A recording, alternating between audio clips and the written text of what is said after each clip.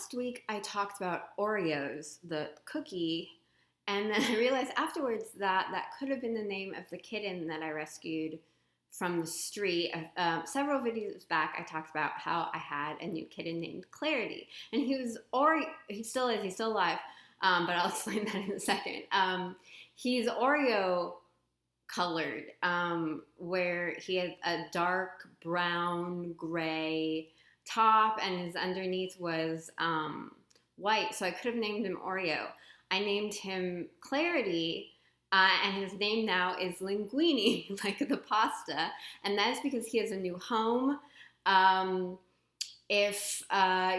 So in that video I explained I wasn't planning on getting a cat. He just kind of unexpectedly came into my life, and I took him home and I took care of him until he was about 4 months, and then I had to be really honest with myself, and pet ownership was not for me. But luckily, a friend of mine who has raised cats her whole life was looking to get a kitten or a cat, and she was, the night before I asked her if she wanted Clarity, she said that she was talking about how she was ready to move forward and get a new cat. So it worked out really well. He's happy. He just did really well. It's a really good fit because she is so familiar with kittens. So that is just a little update about why there is no kitten in my videos. And this wasn't part of today's lesson, but being honest with yourself is really hard. A lot of people like pets, and I was kind of forcing myself to like the experience, and I did not. As cute as he is, to me, there couldn't have been a cuter kitten that I took home, and that's why, I wanted to help out, and I did help him out.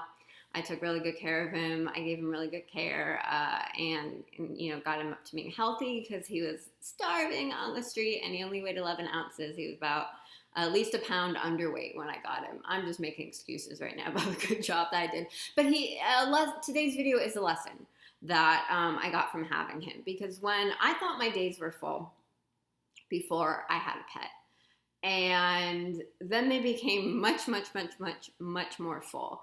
And something that I had to adjust to is that,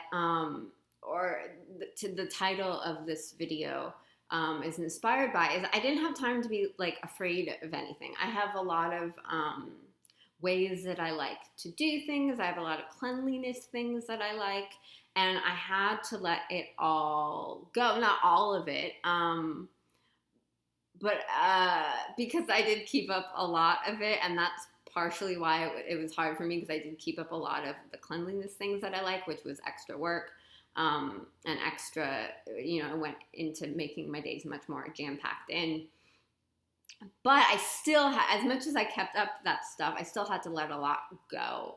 And all of my, obsessive compulsive things like it, they're fear-based. And I can talk about that logically now, that I know that, and it's kind of like the fears are irrational, but in the moment, what drives me to do something that's like extra cleaning or extra that is that, something's going to happen if I don't do this. And, but I didn't have time for it. And I realized, as writers, our audience, and this is again jumping off of last week's topic. So if you haven't watched last week's video about everyone, or miserable people yelling Happy New Year, I would check that out, because it is related to that. Your audience doesn't have time for fear. So how can you keep that in mind when you write? Because there's something that you can do to alleviate or soothe that fear, because no one has time for it. So knowing that, or that everyone is aiming to like move past whatever their fears are, how can your writing, how can what you offer soothe or alleviate that fear, or make it manageable? Because the fear doesn't go away.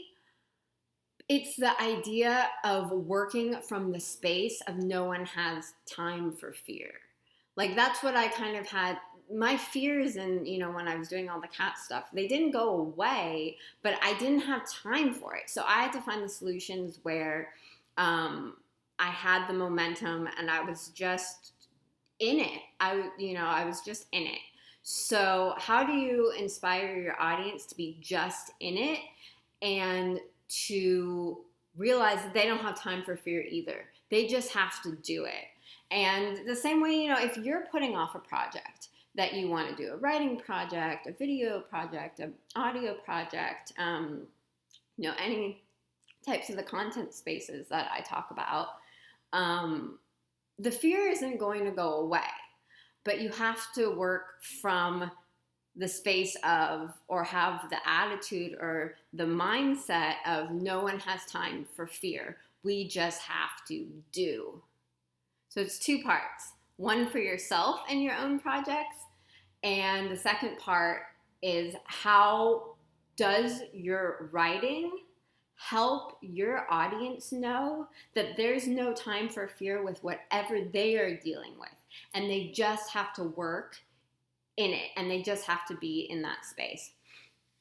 I know this is a little vague. I'm not super loving how I described this topic, but I might, and that's a fear that I just have to go with. So don't worry, I will probably expand on this or have some little bounce off of it or have some little nuanced take on it in upcoming videos. So if you're not already subscribed to the channel, click the red subscribe button below the video and tap the notification bell, because I publish new videos on Wednesdays and they're usually all somewhat connected to each other. So you'll get a little note to let you know that I've published something new for you. If you get what I'm saying about fear, give this video a thumbs up. If you don't like, give it a thumbs down, so I know that I did not hit my mark. But we move on anyways, despite the fear. So I will see you next week. Thanks for watching. Bye.